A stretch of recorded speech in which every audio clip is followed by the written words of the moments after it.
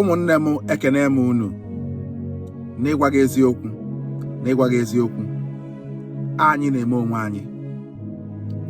onwe anyị enwere a lot of people nọ n'ilu akwụkwọ a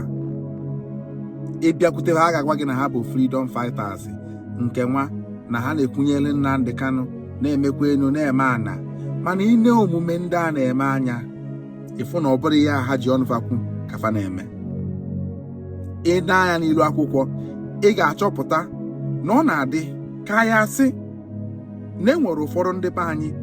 akafa dị n'ife na-eme Nnamdi Kanu ọnụ ofufe mmadụ ebe bụ na aka ga-ebi ife n'ana. Kedu ihe m ji kwuo ya? Ndị Igbo ego ebulugola anyị ụzọ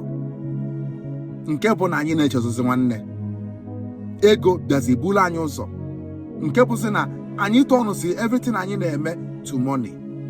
chezozia nwanne onye ya na nwanne ya nke a bụzi nke a na-ekwuzi so n'ọnụ mana omume anyị gosizi na ya yalugo nwanne. N'uche ụfọdụ ọ na-adịfa ka Nnamdi Kanu na-ezuzu Nnamdi Kanu adịghị ezuzu mana nsogbu inwe bụ dịka ndị na-aghọtara ihe ọ na-eme bụ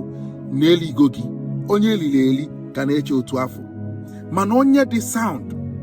dị reasonable enough mma ihe a na-akọ na-eme research ọfụma kwesịrị ịma na Maazị Nnamdi Kanu bịa maka ịzọ ndị Igbo mana ọ nwee ga-abụ ọfịa o were anya onye elili na-afụ Nnamdi Kanu na-eche na Nnamdi Kanu bịara ogbugbu. Ọ Nnamdi Kanu mepere anyị anya anyị mara ụfọdụ ife anyị na-amagasịrọ. Mmadụ one na-ekwuzi maka Nnamdi Kanu, mmadụ one na-akọ maka ya, mmadụ one na-enye rịpọtụ gbasara ya ọmarọzi maka na ebidobeghị elekshọn. Ụfọdụ ndị be anyị na-afa agbazi ọsọ, ụfọdụ ndị be anyị ndị nwe ndị ha na-akwa ilu iche bụ ndị Igbo sata anyị arụ n'ime mana ha pụta na soshal midia ha na-ekwu na ha na-ekwunyela anyị ndị a niile anasịgo azụ ka ghara ịsị na ha na-asoshieti mana ha mụ ihe ha na-eme. Ekwekwana ka ego laata gị,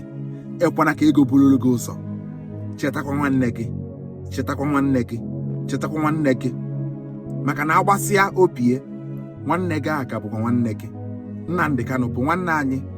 ka ya lechezi ya ọ bụ swakọra n'ọnụ. Ụmụnne m